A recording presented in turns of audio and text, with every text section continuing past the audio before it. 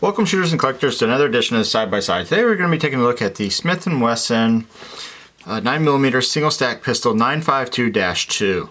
And if you're looking for a really nice target pistol in 9mm, take this one for serious consideration. Everything about it is just top shelf. It will compete head to head with any other really nice 9mm such as the SIG P210, the Swiss SIG P210 I should say, or an X5, X6, anything like that.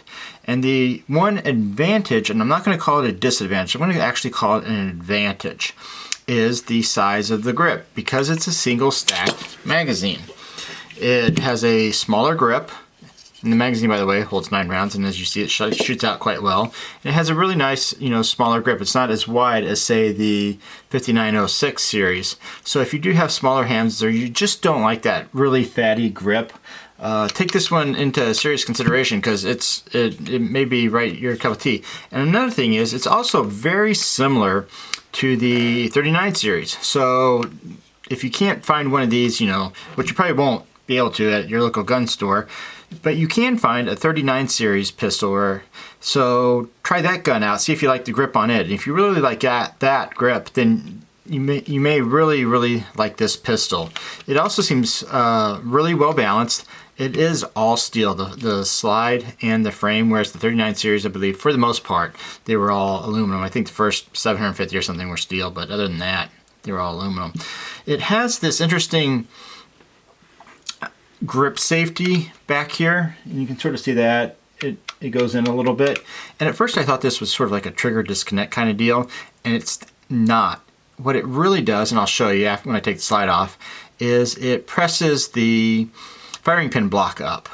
So it actually does that, because if you, and by the way, I do have snap cap in here, if you don't touch the back, you can still, let's see here, maybe you can't. Okay, what did I do? Okay, so, I know what the problem is. Magazine's not in it. It does have a magazine disconnect. So magazine's in it, hammer's back. I'm not touching this piece here, but you can still pull the trigger. Same thing like if the safety is down as well. The safety doesn't prevent you from pulling the trigger. It just blocks the hammer back here inside. Or it blocks the firing pin, excuse me. So next thing I'll show you is that it's got really nice adjustable sights. They are Wilson Combat, and I really like the Wilson Combat sights, at least this one here, more than the ones that they put on a few years later, the LPAs, just because it has a little bit nicer cuts and it just flows better with the gun. It also has these slide serrations here that are kind of wavy. It's a little bit different. I really like that. And it's a really good classic looking pistol. And it shoots great. The trigger right now is like at 3 pounds perfect. It comes in on the gauge at like 3 pounds, 3 pounds.1. I'll go ahead and show you the trigger. So of course it is single action only. And there's your wall right there. I'll turn it a little bit so you can see better. And that's it. It just breaks. There's no creep whatsoever. So it's on par with any of the other high-end European pistols. This pistol also has a spherical bushing right there. It's a little bit hard to see. It's gold, and that allows an extremely tight lockup between the barrel and the slide. But it also moves within the slide, so when it's the slide's going back and forth and the barrel tilts back, it allows it to move a little bit. So the next thing I'll go ahead and show you, I guess, are the insides of the pistol.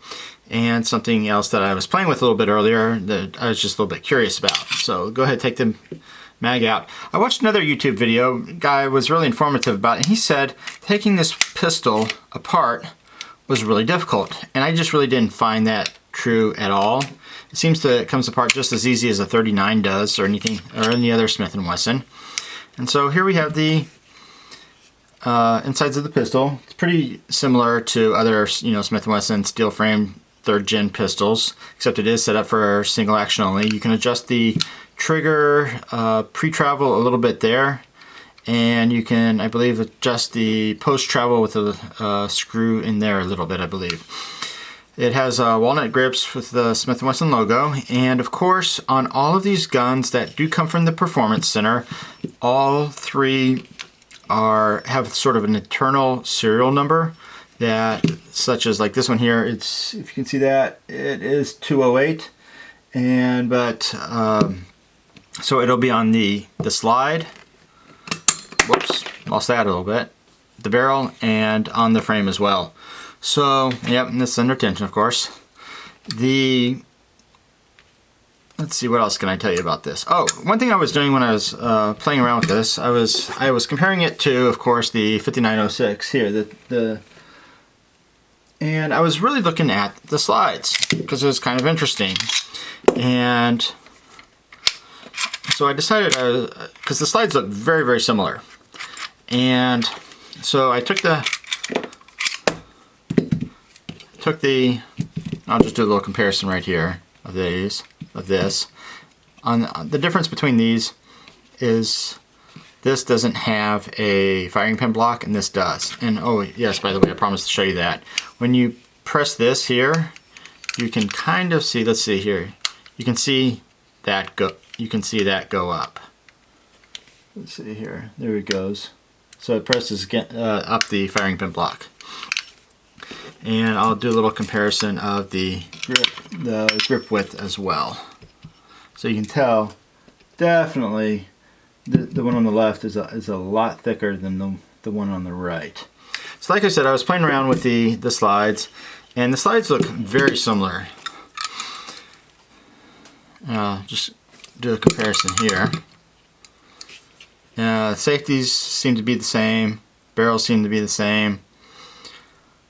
And the rear sight's about the only difference you can tell on these. The front sight's a little bit different, but other than that, everything else seems to be the same. So I was wondering, you know, will one fit on the other? And I took the 5906 and I put it on the 952, and it did not fit. This is a little bit, the slide is a little bit too small for this frame. However, if one is a little bit smaller than the other one, then typically what I've learned is the other one will fit. So on this one you have a 952 slide, and will it fit on the 5906? It does. And I'll go ahead and just put the slide stop in as well. So there you go. You got a sort of a hybrid 952-9506 pistol. Masterpiece. Anyway, I thought that was kind of cool. Anyway, that's it. Like I said, if you're looking for a really nice 9mm target pistol, and you're kind of worried about parts, and that is a big consideration for, like, if you're buying a Swiss or even a German P210 now, parts could really be an issue. Whereas with the Smith Wesson, you break the firing pin, it's going to be the same firing pin as all the other 5900 series, as far as I can tell. And you know, you need a recoil spring, you can order those, no problem. Magazines, you can actually get these magazines. Remove the floor plate. Gentleman sells the bumpers, an aftermarket bumper, online. You can get those and do that. You can get these magazines without a problem. So this pistol would probably be a really good target pistol to have. American made, you can be proud of that, and it's an excellent shooter. So I would highly recommend it if you're looking for a really nice target pistol to check it out. And that's my review. So if you liked the video and want to see more, please subscribe. I'll be putting a few more up in the next few weeks. Thanks a lot. Bye.